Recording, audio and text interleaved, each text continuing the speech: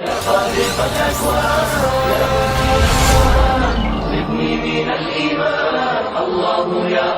think a lot of people confused by the new Arabic name, El Hajj Malik El Shabazz. I've always had the name on my passport, Malik El Shabazz, only I only used it in the Muslim world. Well, Hajj is a title that is given to any Muslim who makes the pilgrimage to Mecca during the official Hajj season. One thing that I found in all of my travels was that all of the Africans, not only the Africans, but the Asians and the Muslims, look upon us as their long-lost brothers. And America had actually tricked many of them into a hands-off policy by giving them the impression that she was honestly trying to do something to solve the problem. My argument over there was designed to prove that it is impossible for the United States government to solve the race problem. It's impossible. Never have I witnessed such sincere hospitality and overwhelming spirit of true brotherhood as is practiced by people of all colors and races here in this ancient holy land, the home of Abraham, Muhammad, and all the other prophets of the holy scriptures. For the past week, I've been utterly speechless and spellbound by the graciousness I see displayed all around me by people of all colors. I've been blessed to visit the holy city of Mecca. I've made my 7 circuits around the Kaaba, led by a young mutawaf named Muhammad. I drank water from the well of the Zamzam. I ran 7 times back and forth between the hills of Mount Al-Safa and Al-Marwa. I've prayed in the ancient city of Mina, and I've prayed on Mount Arafat. There were tens of thousands of pilgrims from all over the world.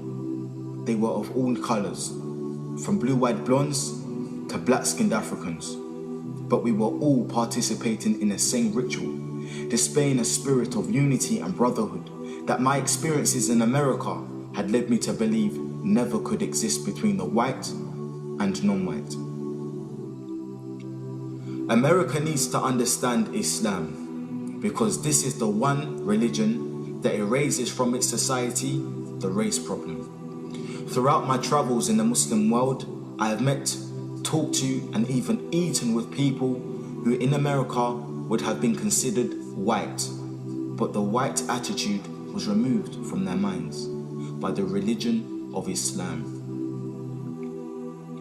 I have never before seen sincere and true brotherhood practiced by all colors together, irrespective of their color.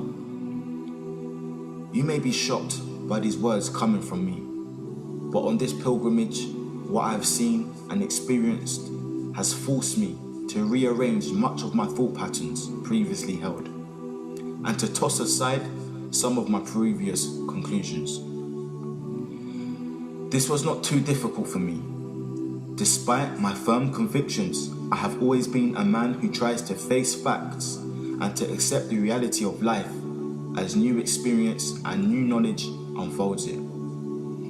I have always kept an open mind, which is necessary to the flexibility that must go hand in hand with every form of intelligent search for truth.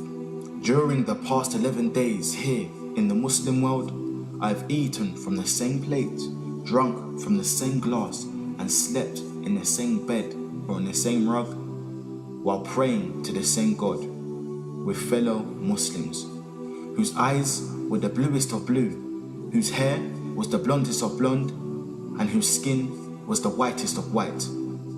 And in the words and in the actions and the deeds of the white Muslims, I felt the same sincerity that I felt among the black African Muslims of Nigeria, Sudan and Ghana. We were truly all the same brothers, because their belief in one God had removed the white from their minds, the white from their behavior, and the white from their attitude.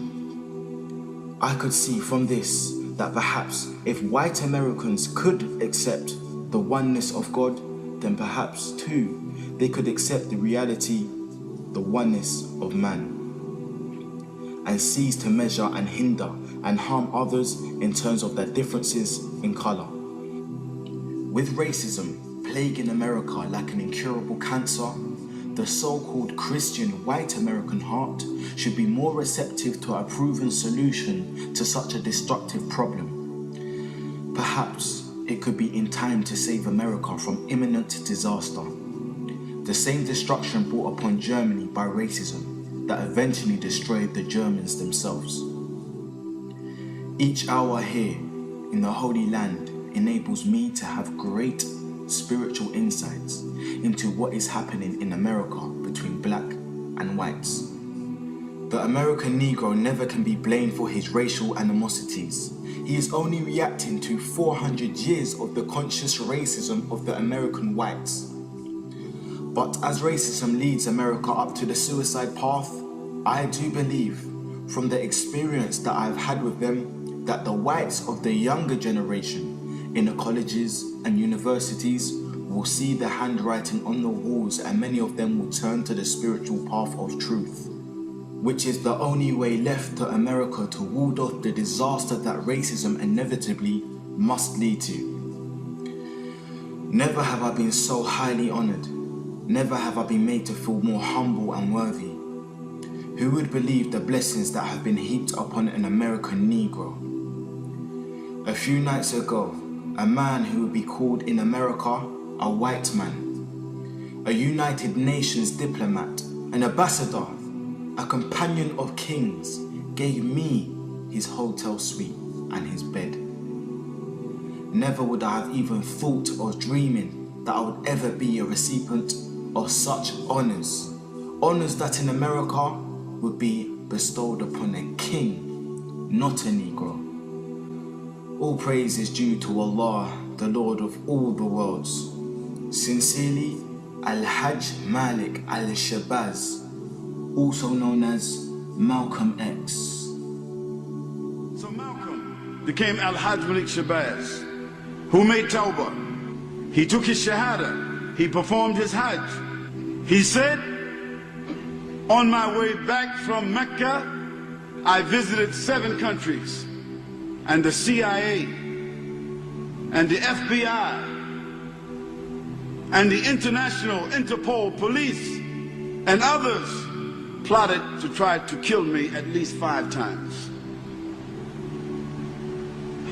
You don't have to ask yourself why they were plotting to kill this man. If I recall, I pointed out that while I was at Mecca making the pilgrimage, I spoke about the brotherhood that existed at all levels and among all people who were there on that Hajj, who had accepted the religion of Islam. And I pointed out that for what it had done, what the religion of Islam had done for those people over there, despite their complexion differences, that it would probably do America well to study the religion of Islam, and perhaps it could drive some of the racism from this society as it has driven racism from the Muslim society.